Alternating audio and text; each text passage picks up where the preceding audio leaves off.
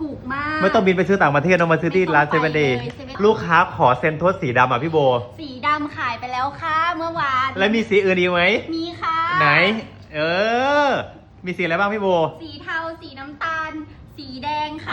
มีรุ่นนี้ใช้ดีไหมขายดีไหมที่ร้านขายดีมาก มาเท่าไหร่ก็หมดเบา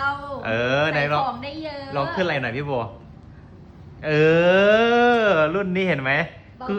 สวยเนาะแล้วมีใบลูกด้วยไหมใบลูกมีนะคะจะเป็นของสีแทนนะคะ ตอนนี้สีเทาก็มีนี่พี่โบสีเทาเราก็มีรุ่นนี้